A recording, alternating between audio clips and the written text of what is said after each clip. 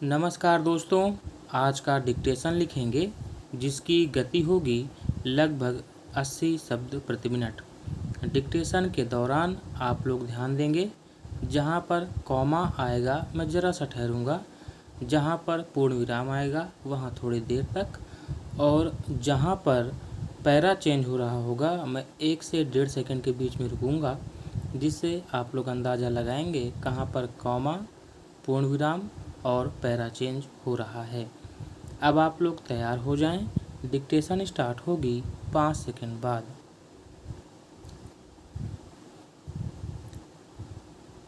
Start. भ्रष्टाचार पर लगाम लगाने के उपायों में पारदर्शिता को एक सबसे अहम कड़ी माना जाता रहा है।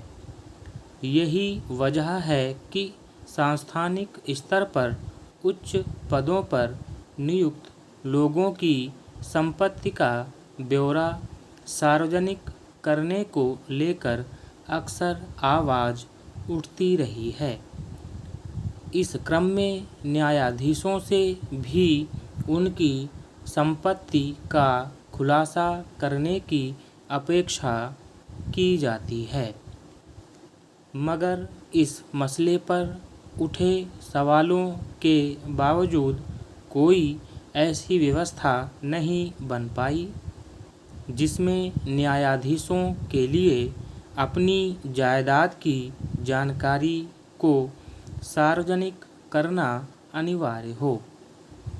यूं अलग अलग अदालतों के कुछ जज अपनी संपत्ति की घोषणा करते रहे हैं, लेकिन ऐसी पहलकदमी का महत्व सीमित ही रहा। अब इस मसले पर देश के सर्वोच्च न्यायालय की ओर से एक अहम पहल की गई है। इसके तहत यह फैसला लिया गया है कि शीर्ष अदालत के प्रधान न्यायाधीश और अन्य सभी जज अपनी संपत्ति की जानकारी सार्वजनिक करेंगे।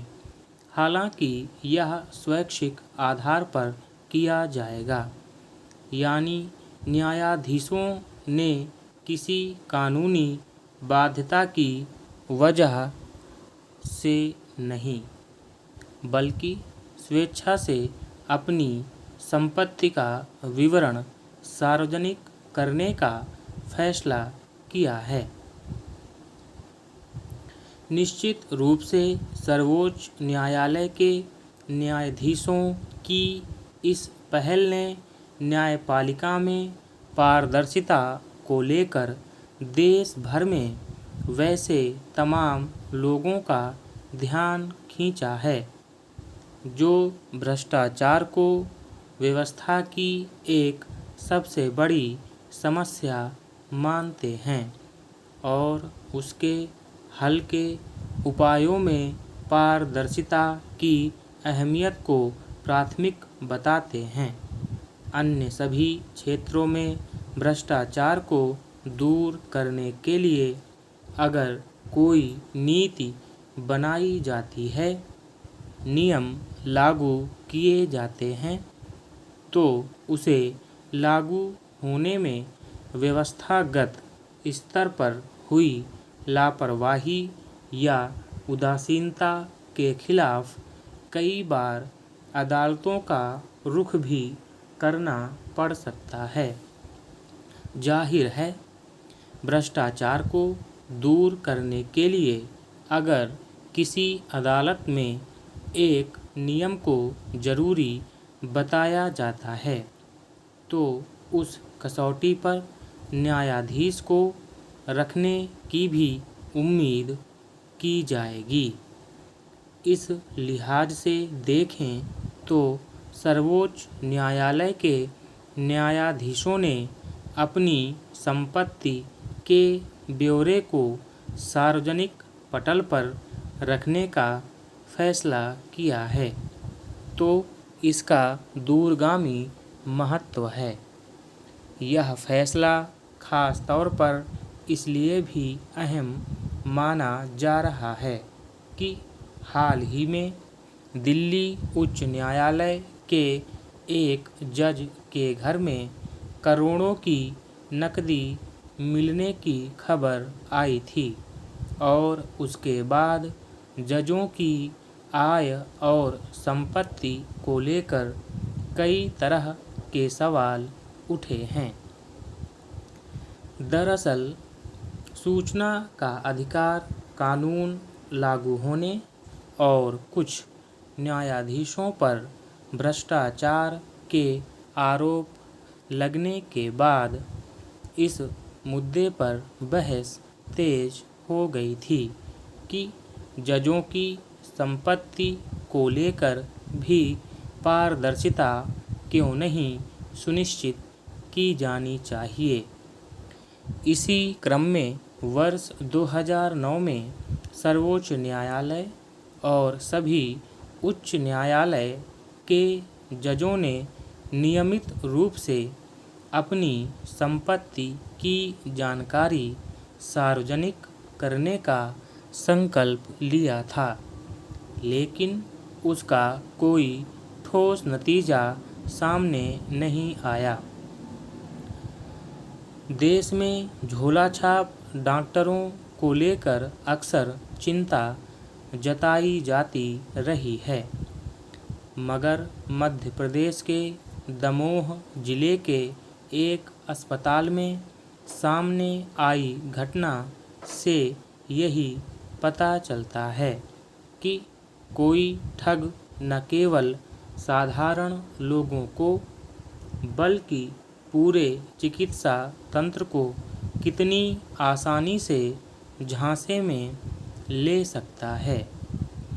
दमोह के एक अस्पताल में एक शख्स ने ब्रिटेन के एक मशहूर चिकित्सक के नाम एक फर्जी तरीके से इस्तेमाल किया और बड़े आराम से हृदय रोग के कई मरीजों का ऑपरेशन कर डाला। उसने जिन लोगों के हृदय का ऑपरेशन किया उनमें 7 लोगों की जान चली गई। तब जाकर यह मामला किसी तरह खुल सका, मगर संबंधित महकमों को इस बात की जानकारी होने के बावजूद वह फरार हो गया। आरोप है कि मौत के मामलों की सूचना पुलिस को नहीं दी गई, शवों का परीक्षण नहीं कराया गया और मृत व्यक्तियों के परिजनों से मोटे पैसे भी वसूले गए।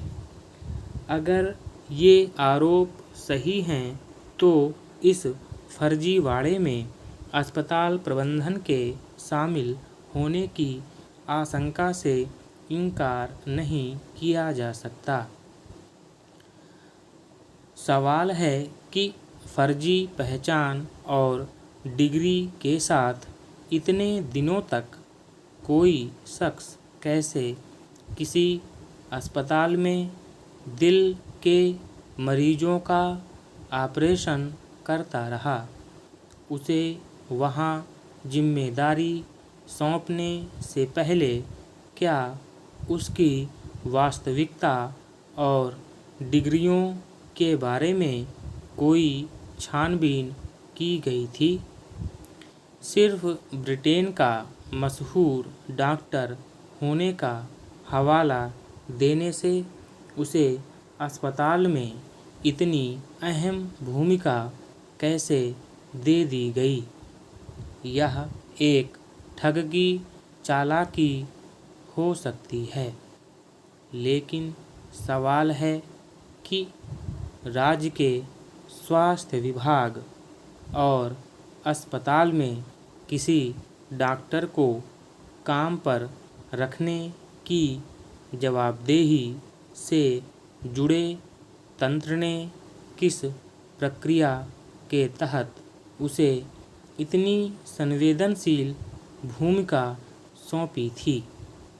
ऐसी घटनाएं शहरों से लेकर दूरदराज के इलाकों में भी देखी जाती रही हैं, जहां लोग स्थानीय स्तर पर ऐसे डॉक्टरों से इलाज कराते रहे हैं जिनके पास चिकित्सा की कोई वैध डिग्री नहीं होती। इस समस्या से निपटने के लिए लंबे समय से कवायदें होती रही हैं, पर फर्जी तरीके से एक अस्पताल में बहाल डॉक्टर के हृदय का ऑपरेशन करने के मामले ने समूचे सरकारी तंत्र की जांच प्रक्रिया और उसके कामकाज की शैली पर सवाल उठाया है। स्टॉप।